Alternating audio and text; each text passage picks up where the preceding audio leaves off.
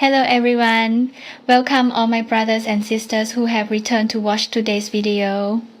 If this is your first time stopping by, don't hesitate to hit the subscribe button and turn on the notification bell so you don't miss any of my videos. Lithops, commonly known as living stones or pebble plants, is a genus of succulent plants whose shape and color perfectly mimic the pebbles and stones around them. This miraculous evolution has allowed them to survive for millions of years in the harshest environments. The history of lithops began in the early 19th century. The first person to discover and describe them was the English botanist and explorer William John Burchell. In 1811, during a years-long botanical expedition in southern Africa, Burchell stumbled upon this plant. He recorded his experience, describing how he had to use a magnifying glass to find them among the pebbles. Their unique appearance was so convincing that he initially mistook them for brown stones. He named the first species Mesembryanthemum turbiniforme, which was later changed to Lithops optica. Lithops are endemic to the vast arid semi-desert regions of southern Africa. Primarily Namibia and South Africa, they thrive in areas with extremely low rainfall, often receiving only 100 to 500 millimeters annually. Some species even survive in regions that rely mostly on fog as their main source of water. This severity has driven their evolution.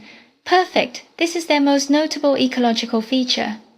Lithops grow in areas with a specific type of rock or pebble and have evolved to mimic the color, pattern, and even the cracks and veins on the surface of those stones. This camouflage serves two main purposes.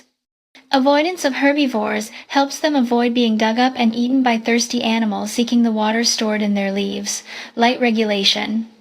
A specialized epidermis and translucent leaf windows allow sunlight to penetrate to the inner part of the leaf where photosynthesis occurs, while the majority of the plant body remains buried, minimizing water loss from evaporation.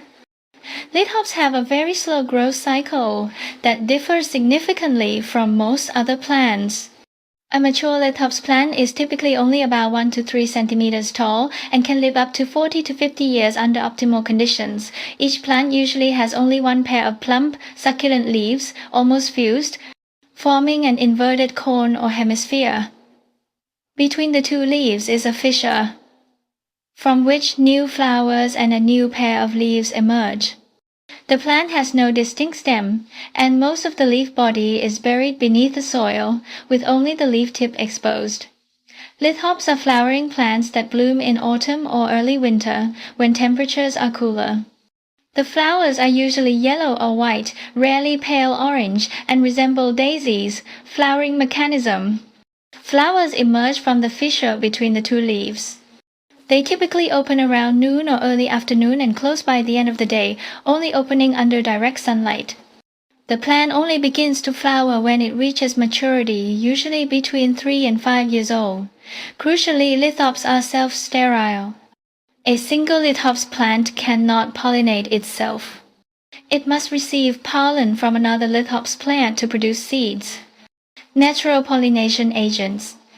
In their natural environment, pollination relies primarily on insects, especially small wasps or beetles that are active in the afternoon. Although they camouflage themselves from herbivores, lithops flowers have bright colors and some species emit a sweet or slightly spicy fragrance to attract pollinators. After successful pollination, the flower fades and forms a hard seed capsule with 4 to 8 seed chambers. The seed dispersal mechanism of lithops is also highly unique, known as hydrochory. The capsule only opens when wet. When rainwater falls onto the open capsule, it causes the tiny seeds to be sprayed out away from the mother plant. When the capsule dries, it closes again to protect the undispersed seeds.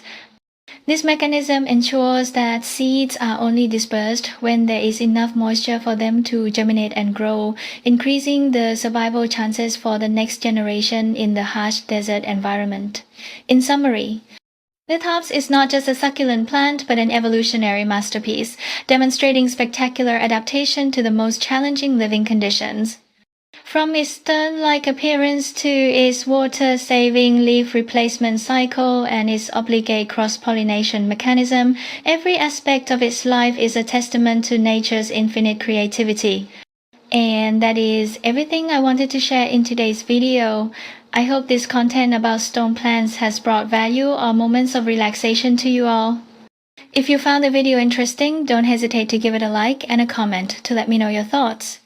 Don't forget to subscribe and turn on the notification bell to join me in watching the next videos.